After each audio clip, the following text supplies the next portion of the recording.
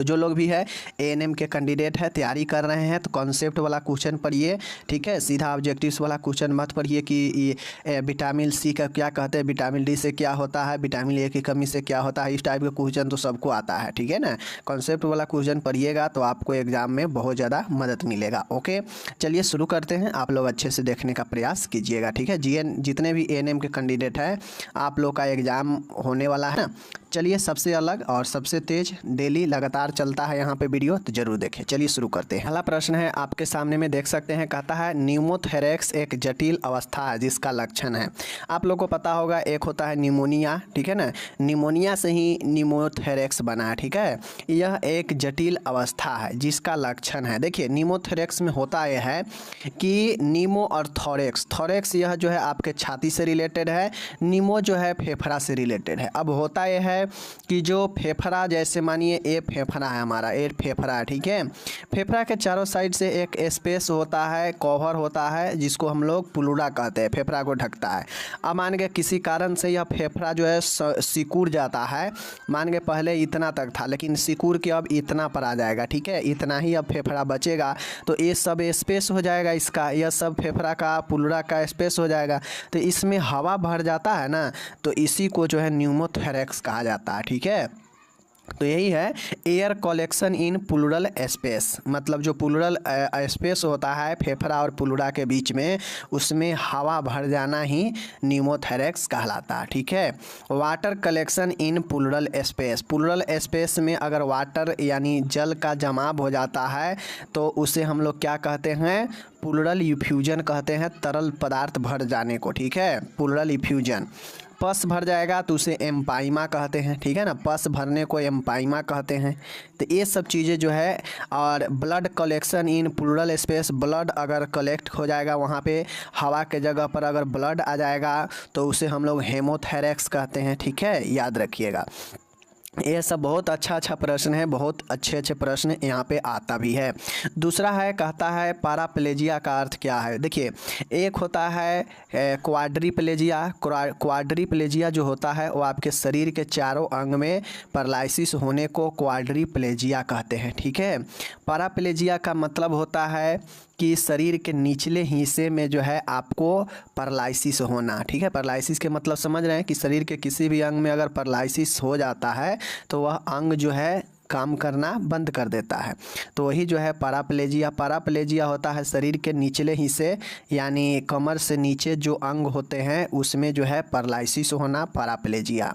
Hemiplegia का मतलब होता है कि आधे शरीर में जो है पैरालिसिस होना यानी लकवा होना। आधे शरीर का मतलब जैसे यह हेड है, यह बॉडी है, ठीक है, और यह हाथ है, यह भी हाथ है, तो इधर भी ये बॉडी रहता है। तो मान गए सिर से लेकर और बॉडी के इस हिस्से में पैरालिसिस हो जाएगा और इधर ठीक रहेगा, तो इसी को हम लोग हेमीप्लेजिया कहते हैं, ठीक है। पैराप्लेजिया समझ गए, क्वाड्रिप्लेजिया भी समझ गए। चलिए आगे चलते हैं। कहता है नॉर्मल सलाइन है। नॉर्मल सलाइन यानी एनएस, एनएस को हम लोग नॉर्मल सलाइन कहते हैं। इसमें हल्का फल्का जो है आपको नॉर्मल सलाइन में क्लोराइड भी होता है, नमक मिला होता है NaCl, और शुद्ध जल होता है, ठीक है। नॉर्मल सलाइन, नॉर्मल सलाइन एक प्रकार का आइसोटोनिक सॉल्यूशन होता है। कौन सा आइसोटोनिक सॉल्यूशन होता है? NS, याद रखिएगा, ठीक है। आगे चलते हैं। चौथा नंबर का है प्लूरल कैविटी के पस होना क्या कहलाता है? यही है, पस होने को हम लोग एम्पाइमा कहते हैं। देखिए, प्लूरल कैविटी में अगर पस भर जाएगा, मवाद भर जाएगा, तो उसे एम्पाइमा कहेंगे, ठीक है। यहीं पर अगर प्लूरल कैविटी में हवा भर जाएगा तो उसे जो है हम लोग क्या कहते हैं? न्यूमोथेरेक्स कहते हैं, ऊपर में पढ़े हैं। और अगर जो एल्वोली होता है ना फेफड़ा के अंदर आपका जो एल्वोली होता है, छोटे छोटे हवा का जो गुच्छा होता है, इसमें हवा भर जाने को, इस एल्वोली में हवा को भर जाने को और फिर हवा नहीं निकल पाता है, तो उसी को एम्फाइसेमा कहते हैं, ठीक है। एल्वोली में हवा भरना, प्लूरा के एल्वोली में हवा भरना एम्फाइसमा कहलाता है, ठीक है। और एम्पाइमा कहलाता है प्लूरल कैविटी में पस भरना। तो दोनों याद रखिएगा। 5वां नंबर का प्रश्न है, बहुत शानदार है। निम्न विकार में सीरम बिलिरुबिन स्तर बढ़ा हुआ पाया जाता है। मतलब कहता है कि कौन से समस्या में, कौन से बीमारी में जो सीरम होता है, ब्लड में ही सीरम पाया जाता है, उसमें एक बिलिरुबिन होता है। अगर यह ब्लड में बढ़ जाता है तो क्या होता है? तो आपको पता है, अगर ब्लड में सीरम का, बिलिरुबिन का मात्रा अगर बढ़ जाता है तो उसको क्या होता है? जॉन्डिस होता है। ठीक है, पेशेंट में जॉन्डिस होता है। हाइपरटेंशन कब होता है? जब व्यक्ति सोडियम का मात्रा अधिक ले लेता है। ठीक है, सोडियम का मात्रा भोजन में ज़्यादा हो जाता है तो हाइपरटेंशन हो जाता है। ठीक है, एक्यूट रीनल फेलुअर होता है, जो किडनी फेल कर जाता है अचानक से, और गल स्टोन होता है। तो जॉन्डिस राइट आंसर। एंटासिड का क्या कार्य है? एंटासिड का कार्य होता है माय डियर, एंटासिड, ठीक है ना, एंटासिड का काम होता है कि आपके आमाशय पेट में एसिडिटी को रिफ्लेक्स कम करता है। ठीक है ना, गैस्ट्रिक को यह क्या करता है? कम करता है। ठीक है, तो इसलिए यह आपका एंटासिड राइट आंसर हो जाएगा। 7वां है, कहता है पेप्टिक अल्सर के सबसे कॉमन साइट कौन सा है? मतलब पेप्टिक अल्सर सबसे कॉमन साइट कहाँ पे होता है? तो जो लोग अगर अच्छे से क्लास को मेरे देख रहे हैं तो पेप्टिक अल्सर हम पढ़ा चुके हैं डिटेल में। पेप्टिक अल्सर आप लोगों को पता भी होगा, नहीं पता है तो हम थोड़ा सा बता देते हैं। जैसे यहाँ पे हमारा ईसोफेगस है, आहार नली है। ठीक है, यहाँ से हमारा आमाशय जो है क्या है? कनेक्ट है। ठीक है, ये आमाशय है। ठीक है, ये आमाशय है, और फिर यहाँ पर यह जो है, यहाँ से छोटी आंत जो है हमारा कनेक्ट है यहाँ से। ठीक है, यहाँ पे पाइलोरस वाल्व रहता है यहाँ से, और फिर जो है ये वाला हिस्सा हमारा, इतना हिस्सा यह छोटी आंत का है। ये पेट है, ये ईसोफेगस है। अब ईसोफेगस से लेकर आमाशय से होते हुए ये ड्यूडेनम, छोटी आंत के आगे वाला भाग जिसको ड्यूडेनम कहते हैं, इस वाले यहाँ ड्यूडेनम से लेकर आमाशय से लेकर आहार नाल के किसी हिस्से में अगर छल्ला हो जाता है, म्यूकस मेम्ब्रेन क्षतिग्रस्त होकर वहाँ पे घाव बन जाता है, छल्ला हो जाता है, तो उसी को हम लोग अल्सर कहते हैं, पेप्टिक अल्सर कहते हैं। ठीक है, पेप्टिक अल्सर आप लोगों को पता होगा 2 प्रकार के होता है। एक होता है ड्यूडेनल अल्सर, समझ रहे हैं ना, और एक होता है गैस्ट्रिक अल्सर। गैस्ट्रिक अल्सर जो होता है वह आमाशय में होता है। ठीक है, आमाशय से लेकर ईसोफेगस तक होता है, और जो ड्यूडेनम अल्सर होता है वह ड्यूडेनम में होता है। ठीक है ना, पता है। तो सबसे कॉमन साइट ड्यूडेनम होता है, तो इसलिए राइट आंसर यही होगा। समझ गए। 8वां है, कहता है मैकबर्नी पॉइंट पर दर्द निम्न रोग का लक्षण है। अब आप लोग को एक चीज़ पता होना चाहिए, मैकबर्नी साइन जो होता है यह एपेंडिसाइटिस वाले मरीज में देखने को मिलता है। मैकबर्नी जो पॉइंट होता है इसमें एपेंडिसाइटिस के जो मरीज होते हैं उसमें यह दिखाई देता है लक्षण। अब एपेंडिसाइटिस क्या होता है? आप लोग को पता है कि अपेंडिक्स में इन्फ्लामेशन होना, चूँकि आइटिस जो होता है वह इन्फ्लामेशन को ही बताता है। इन्फ्लामेशन का मतलब होता है कि जिस भी जगह पर इन्फ्लामेशन होगा वहाँ पे दर्द होगा, सूजन होगा, लालिमा होगा, ठीक है, इचिंग होगा, तो प्रभावित स्थान जो है इन्फ्लामेटेड होता है। अब इन्फ्लामेशन संक्रमण से भी हो सकता है या फिर चोट के कारण भी हो सकता है। ठीक है, तो एपेंडिसाइटिस जो है अपेंडिक्स का इन्फ्लामेशन होता है। इंटेस्टाइनल ऑब्स्ट्रक्शन क्या होता है? तो इंटेस्टाइनल जो ऑब्स्ट्रक्शन होता है आंत में अवरुद्ध होना। ठीक है, तो ये हो गया। पेरिटोनाइटिस होता है, जो पेरिटोनियल कैविटी है उसमें इन्फ्लामेशन होना, पेरिटोनाइटिस होता है। तो ये सब चीज़ें अगर वीडियो पूरा देखेंगे तो ही समझ में आएगा, वरना नहीं आएगा, सीधी सी बातें हैं। 9वां है, इंसुलिन इंजेक्शन हेतु निम्न रूट द्वारा दिया जाता है। अब आपको पता होना चाहिए, जो व्यक्ति को अगर टाइप 1 डायबिटीज रहता है, ठीक है ना, डीएम अगर टाइप 1 रहता है तो उसको जो है हमेशा जो है इंसुलिन का इंजेक्शन लेना पड़ता है। तो इंसुलिन के इंजेक्शन जो है व्यक्ति को हमेशा समय पर लेना पड़ता है, तो उसके लिए सबक्यूटेनियस मार्ग जो होता है वहाँ से एडमिनिस्ट्रेट किया जाता है इंसुलिन का इंजेक्शन। अब यह जो है फैटी जो होता है ना, यह नाभि, जैसे यहाँ पे नाभि है तो नाभि के आसपास जो है आपके यह इंजेक्शन जो है लगता है। ठीक है, ऊपर नहीं लगता है, ऊपर नहीं लगता। ठीक है, नाभि के साइड या नीचे की तरफ जो है इस साइड पर कुछ दूर हट के लगाया जाता है, एकदम तिरछा लगाया जाता है, ताकि जो है ये इंजेक्शन जो है मांस में नहीं जाकर सबक्यूटेनियस में लग जाए। ठीक है, तो यही रूट होता है आपके इंसुलिन का। कहता है पपिलरी डिलेशन, देख लीजिए पपिलरी डिलेशन हेतु प्रयुक्त ड्रग्स कौन सा है। आप लोगों को मैं पढ़ा चुका हूँ पपिलरी जो पपल्स होता है ना उसमें डिलेशन के लिए कौन सा ड्रग दिया जाता है, तो मैं आपको पहले ही पढ़ा चुका हूँ। माइड्राइटिक्स जो है यह पंपनी को क्या करता है, फैलाने का काम करता है, ठीक है, तो माइड्राइट्रिक्स सही हो जाता है। 11 है मलेरिया का कारण क्या है। वायरस तो होगा नहीं, बैक्टीरिया तो होगा नहीं, फंगी तो होगा नहीं, तो प्रोटोजोआ जो आपके राइट आंसर होगा। मलेरिया मादा एनोफिलीज मच्छर के काटने से होता है, ठीक है, ये चीज़ें आपको पता होनी चाहिए। वायरस यह एक वायरल रोग करता है। बैक्टीरिया यह बैक्टीरिया से होने वाला रोग जो है बैक्टीरिया वाला होता है। फंगी जो दाद खाज खुजली होता है वो होता है, ठीक है। 12 नंबर का प्रश्न है, कहता है प्रयोगशाला में जांच हेतु VDRL निम्न के डायग्नोसिस हेतु किया जाता है। तो आपको पता है VDRL जो होता है यह आपके विनरल डिजीज के लिए जो है विनरल डिजीज के लिए लेबोरेटरी में लिया जाता है VDRL। ट्यूबरकुलोसिस के लिए तो होगा नहीं, यह TB से रिलेटेड है। ट्रेकोमा आँख का रोग है, यह भी नहीं होगा। कोलेरा जो है आपके आंत का रोग है, यह भी नहीं होगा। तो सिफिलिस जो है यौन रोग है और यौन रोग के लिए VDRL टेस्ट जो है किया जाता है, ठीक है, याद रखिएगा। आगे चलते हैं, 13 नंबर है, कहता है र्यूमेटिक फीवर से प्रभावित अंग कौन सा है।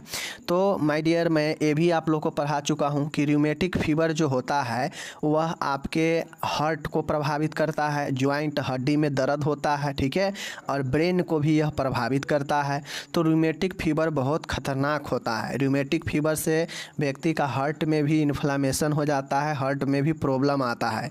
तो ये चीज़ें और इसी के कारण र्यूमेटिक फीवर के कारण ही व्यक्ति में रूमेटिक हार्ट डिजीज भी आता है जिसको RHD कहते हैं, ठीक है ना, तो ये याद रखने को, तो इसलिए सभी सही हो जाएगा रूमेटिक फीवर से प्रभावित में। 14 बहुत अच्छा प्रश्न है यहाँ पे, स्वाइन फ्लू का कारण क्या है। तो स्वाइन फ्लू का कारण जो होता है रोटा वायरस नहीं होगा, N1H1 वायरस भी नहीं होगा और फ्लू वायरस ए भी नहीं होगा। तो इसका राइट आंसर होगा H1N1 वायरस, ठीक है ना। H1N1 वायरस जो होता है यह स्वाइन फ्लू का कारण बनता है, ठीक है, याद रखिएगा, बहुत इंपॉर्टेंट है। 15 है, कहता है लुंड एंड ब्राउडर चार्ट का प्रयोग किस मरीज के असेसमेंट यानी आकलन हेतु किया जाता है। लुंड एंड जो ब्राउडर होता है यह एक चार्ट है और इन चार्ट के जरिए किन मरीजों का आकलन किया जाता है। बर्न वाले मरीज का, ग्लूकोमा वाले का, पॉइजन वाले का, अनकॉन्शियस का। तो जो बर्न पेशेंट होते हैं ना, जले हुए मरीज, उनके लिए लुंड एंड ब्राउडर जो होते हैं चार्ट, उसके द्वारा इस मरीज का आकलन किया जाता है। अनकॉन्शियस जो मरीज होता है जिसको बेहोशी हालात में कहते हैं। पॉइजनिंग वाले मरीज होता है जो पॉइजन लिया रहता है। ग्लूकोमा होता है जो आँखों में प्रेशर बढ़ने से होता है, IOP बढ़ने से, ठीक है ना, तो ये चीज़ें याद रखिएगा। 16 है, बहुत अच्छा प्रश्न है, ब्रेकीथेरेपी क्या है। आप लोग को मैं पहले भी रेडिएशन थेरेपी पढ़ाए थे तो वहाँ पे ब्रेकीथेरेपी आप लोग को पढ़ाए थे। ब्रेकीथेरेपी एक रेडिएशन थेरेपी का टाइप्स है, ठीक है, टाइप ऑफ सर्जरी नहीं होगा, टाइप ऑफ कीमोथेरेपी नहीं होगा, कॉस्मेटिक थेरेपी नहीं होगा। तो रेडिएशन थेरेपी का प्रकार है ब्रेकीथेरेपी, याद रखने को, ठीक है। 17 है, कहता है डिप्थीरिया के प्रति संवेदनशीलता जानने हेतु किया जाने वाला टेस्ट कौन सा है। डिप्थीरिया एक संक्रामक रोग होता है, इसके लिए DPT जो है टीका भी लगता है, डिप्थीरिया पर्टुसिस टिटनेस, ठीक है। DPT एक सम्मिलित टीकाकरण समायोजन है, ठीक है। अब इसमें डिप्थीरिया आता है, अब डिप्थीरिया को जानना है, डिप्थीरिया का पता लगाना है, तो इसके लिए सिक टेस्ट जो होता है काफ़ी महत्वपूर्ण होता है डिप्थीरिया के लिए। तो option number B right answer होगा। आगे चलिए, ठीक है ना। 18 नंबर है, कहता है हॉजकिंस डिजीज निम्न तंत्र को प्रभावित करती है। अब आपको पता होना चाहिए हॉजकिंस डिजीज जो होता है यह हमारे इम्यूनिटी जो सिस्टम होता है ना, इम्यूनिटी सिस्टम को प्रभावित करता है और इम्यूनिटी सिस्टम हमारा लिम्फेटिक सिस्टम से रिलेटेड है, तो इसलिए हॉजकिन डिजीज ये होता है। हॉजकिन डिजीज कैंसर का एक लक्षण होता है जिसमें पेशेंट के इम्यूनिटी जो सिस्टम होता है उसमें कैंसर हो जाता है, यानी लिम्फेटिक कैंसर भी उसको कहते हैं, ठीक है ना। 19 है, निम्न में से साइकोटिक विकार है। साइकोटिक मतलब मानसिक विकार कौन है। तो देखिए मानसिक साइकोटिक, अब हम लोग को पता है एक होता है न्यूरोटिक, ठीक है ना। एक क्या होता है हमारा न्यूरोटिक, एक होता है न्यूरोटिक और एक होता है हमारा साइकोटिक। समझ गए। न्यूरोटिक होता है जो दिमाग में संक्रमण से, चोट से, ठीक है ना, अन्य कारणों से शरीर मानसिक रूप से व्यक्ति जो है काम करने में गड़बड़ी होने लगता है, तो वो न्यूरोटिक होता है। साइकोटिक जो होता है वह व्यक्ति के हो सकता है उसके मतलब क्रोमोसोनल भी हो जाए, अनुवांशिक भी हो जाए, ठीक है, या पुराने किसी इमोशनल के कारण, मतलब कोई भी हिस्ट्री के कारण जो है साइकोटिक होता है, जिसको पूर्ण रूप से पागलपन कहते हैं, जिसमें व्यक्ति का व्यवहार परिवर्तन हो जाता है, अलर बलर बोलेगा, बहुत ज़्यादा खतरनाक हो जाएगा, तो वह साइकोटिक होता है। तो साइकोटिक में यह में से देख लीजिए एस्किजोफ्रेनिया, ठीक है ना। एस्किजोफ्रेनिया जो है यह एक साइकोटिक डिजीज है। बाकी हिस्टीरिया और एंजाइटी जो होता है यह न्यूरोटिक प्रकार का होता है। तो ये समझ लीजिए। आगे चलिए, 20 नंबर है, निम्न में से कौन सा निद्रा विकार का उदाहरण है, मतलब नींद वाली समस्या इनमें से कौन सा है बताना है यहाँ पे।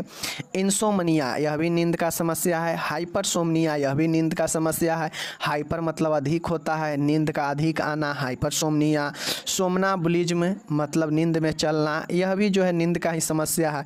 इसलिए सभी के सभी राइट आंसर होगा ऑप्शन नंबर डी। ओके चलिए, 21 नंबर है, बहुत शानदार प्रश्न है। अंधेरे में हिलते हुए पेड़, यहाँ पे पेड़ है, पेड़ नहीं है, ठीक है ना। अंधेरे में हिलते हुए पेड़ की परछाई को भूत मान लेना निम्न का उदाहरण है। मानिए आपके सामने अंधेरा है, सामने आपके थोड़ी दूर पर आगे जो है एक पेड़ है, ठीक है ना, एक पेड़ है, समझ गए, एक पेड़ है। अब यह पेड़ जो है मान गए आपका क्या हो रहा है, हिल रहा है अंधेरे में, लेकिन आपको लग रहा है कि सामने कोई भूत खड़ा है, आप पेड़ को भूत समझ रहे हैं, रियलिटी नहीं है, रियलिटी से अलग है। तो इसी को हम लोग क्या कहते हैं, डेलूजन कहते हैं, माया, माया कहिए या इसी को भ्रम कहिए। तो यही जो है हमारा एक, जब कोई व्यक्ति मानसिक रूप से पीड़ित रहता है तो उसको जो है अलग अलग चीज़ें जो है दूसरे रूप में दिखते हैं। जैसे पेड़, हिलते हुए पेड़ भूत दिखाई देगा अंधेरा में, ठीक है ना, कोई पर्दा लगा रहेगा तो उसे जो है कुछ और दिखाई देगा।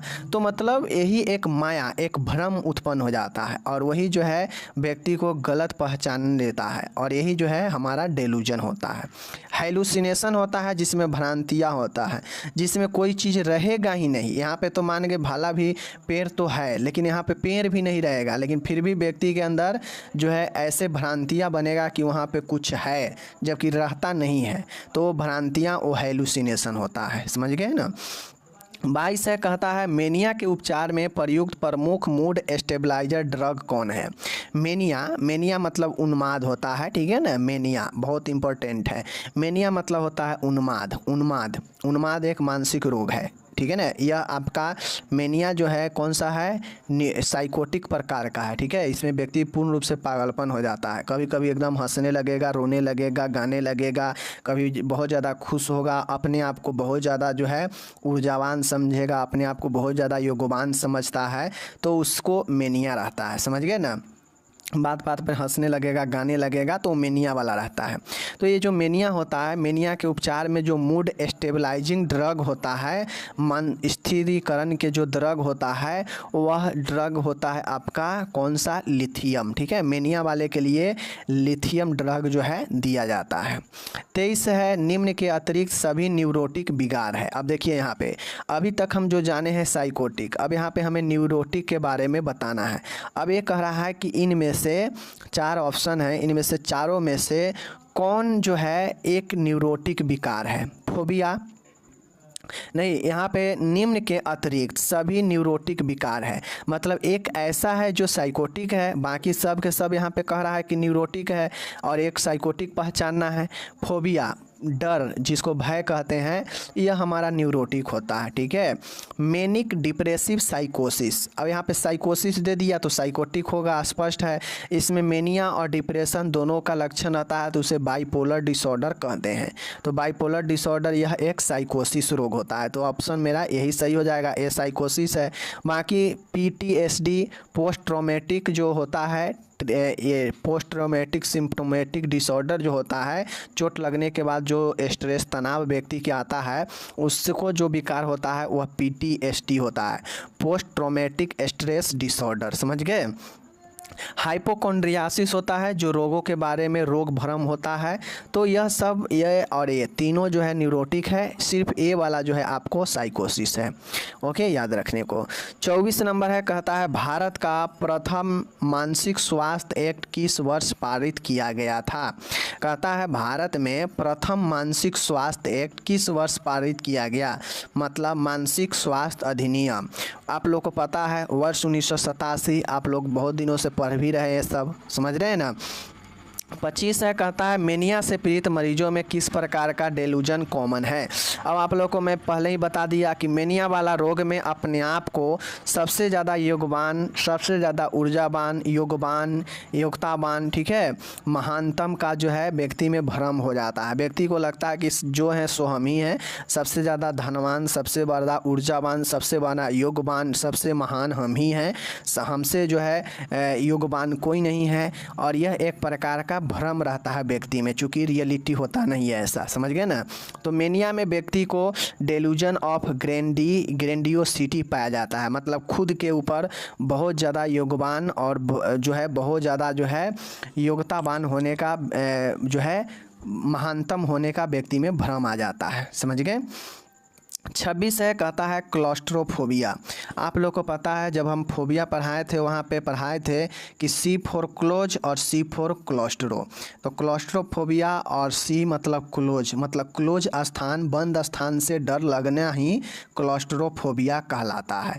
फियर ऑफ क्लोज स्पेस, ठीक है ना, फियर ऑफ क्लोज स्पेस मतलब ऑप्शन नंबर ए सही होगा। बंद स्थान से अगर किसी को डर लगता है तो वह क्लॉस्ट्रोफोबिया ही होता है।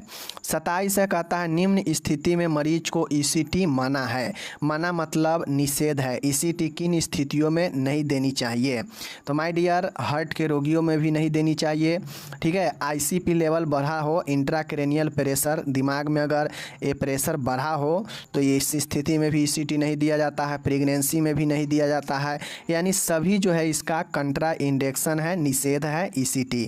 इन सभी मामलों में ECT नहीं दिया जाएगा, समझ गए। आगे चलिए। 28 है, डेमनेशिया का सर्वाधिक कॉमन कारण क्या है। डेमनेशिया मतलब होता है मनोभ्रंश, और हम आप लोग को पढ़ा दिए थे पार्किंसन डिजीज हो, ठीक है, अल्जाइमर हो, पिक्स डिजीज हो, यह सब जो है डेमनेशिया का कॉमन कारण है। लेकिन सर्वाधिक पूछ रहा है तो सर्वाधिक में अल्जाइमर जो है राइट होगा। सर्वाधिक पूछेगा तो अल्जाइमर, और सीधा अगर कारण पूछता तो पिक्स भी होता, अल्जाइमर भी होता, पार्किंसन भी होता। तो ये सब ध्यान रखिएगा। 29 है, निम्न के अलावा सभी व्यवहार थेरेपी है, मतलब इनमें से कौन किसके अलावा जो है ये सब बिहेवियर थेरेपी है। फूडिंग, सिस्टमैटिक डिजेस्टिशन, ठीक है ना, हाइप्नोसिस, एवर्जन थेरेपी। एवर्जन थेरेपी मतलब होता है कि रुचि के अनुरूप, मतलब जिस व्यक्ति को जिस चीज़ में रुचि है उसी में जो है उसको थेरेपी दिया जाता है, ठीक है। हाइप्नोसिस का मतलब होता है कि न चाहते हुए भी व्यक्ति को सुलाया जाता है, ठीक है। इस प्रकार से व्यक्ति को बनाया जाता है कि व्यक्ति लगे कि हम सोए हुए हैं, वही हाइप्नोसिस होता है। सोने की नौटंकी करना, यही समझ लीजिए।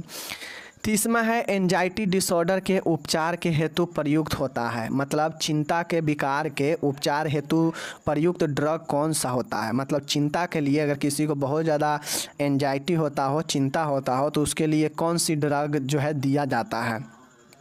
तो एंटीसाइकोटिक जो है यह सीवियर जो है आपको साइकोटिक वाले में होता है, जबकि एंजाइटी साइकोटिक नहीं है, न्यूरोटिक है, तो साइकोटिक तो होगा नहीं।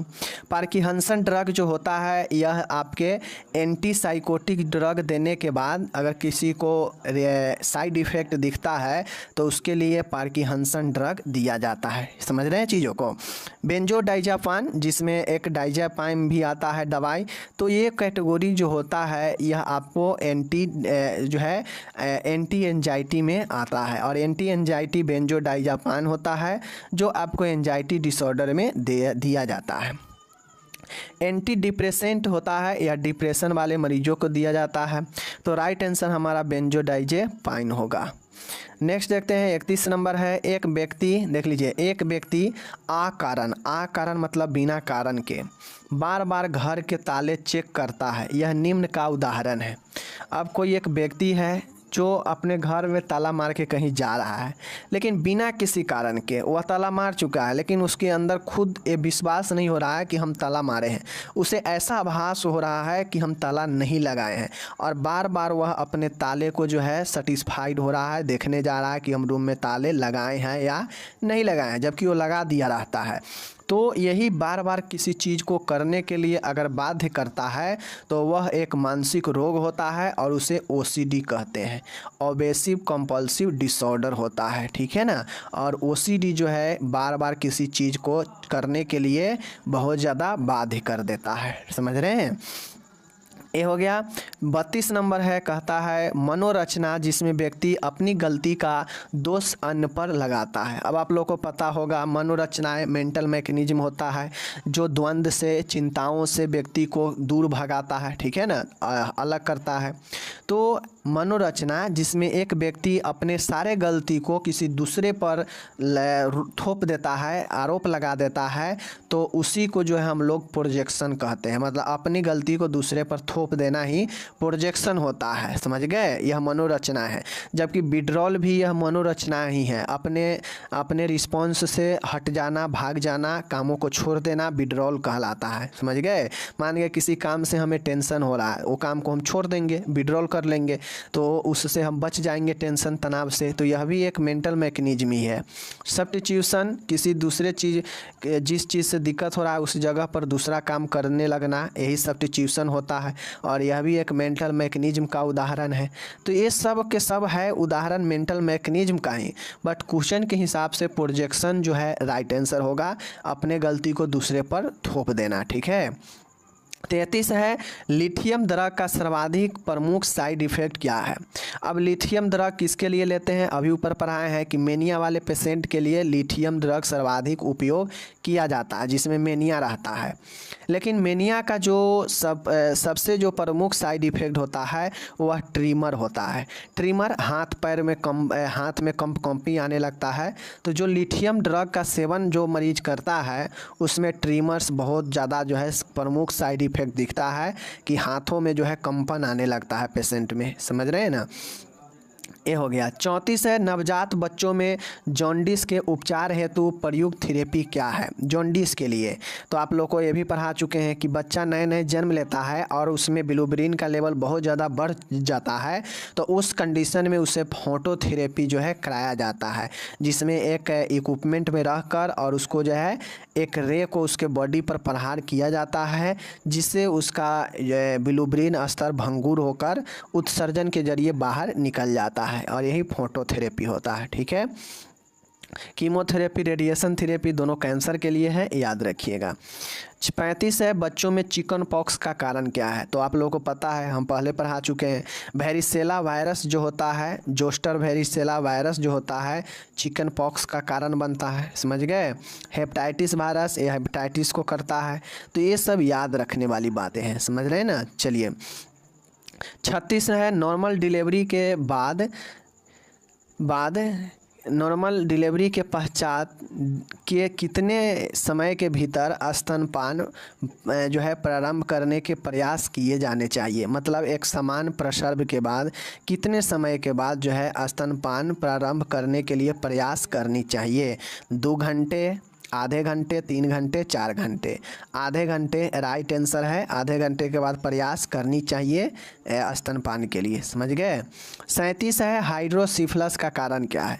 अब आप लोग को एक पता होना चाहिए हाइड्रोसिफिलस क्या होता है। हाइड्रोसिफिलस होता है कि बच्चा के सर में जो है पानी भर जाता है, सर सामान से बड़ा दिखाई देने लगता है, ठीक है, और बच्चा का आँख अंदर चला जाता है, और जो फ्रंटल होता है ब्रेन का वह आगे की तरफ निकल जाता है, मस्तिष्क बड़ा पानी से भर जाता है, समझ गए।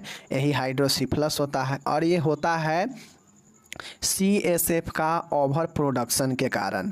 CSF क्या होता है, सेरेब्रो स्पाइनल फ्लूइड होता है, ठीक है। सेरेब्रो स्पाइनल फ्लूइड होता है, जो फ्लूइड के अत्यधिक निर्माण होने से, ओवर प्रोडक्शन होने से यह ब्रेन में ही इकट्ठा होने लगता है और वहाँ पे अवशोषण नहीं होता है, और उसके कारण सर में पानी इकट्ठा होकर सर बड़ा होने लगता है, और यही हाइड्रोसिफिलस होता है, ठीक है।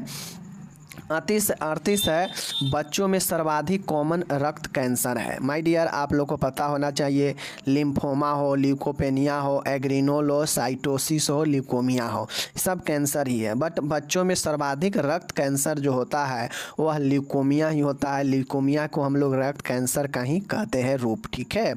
39 है क्वास्कियोर क्या है? Vitamin deficiency, calcium deficiency, protein deficiency, fat deficiency. तो आप लोग को पता है क्वास्कियोर जो है इसमें प्रोटीन डिफिशियंसी ही होगा। कैल्शियम डिफिशियंसी से व्यक्ति के हड्डी सूखा रोग होने लगता है, ठीक है ना। विटामिन की डिफिशियंसी से व्यक्ति में जो है क्या होता है, वृद्धि विकास रुक जाता है। फैट से एनर्जी शरीर को नहीं मिल पाता है। तो ये protein deficiency kwashiorkor is the right answer. 40 number है, कहता है BFHI baby friendly hospital initiative का उद्देश्य क्या है? तो इसका मेन उद्देश्य यही होता है कि एकनिष्ठ स्तनपान को बढ़ावा देना, ठीक है ना।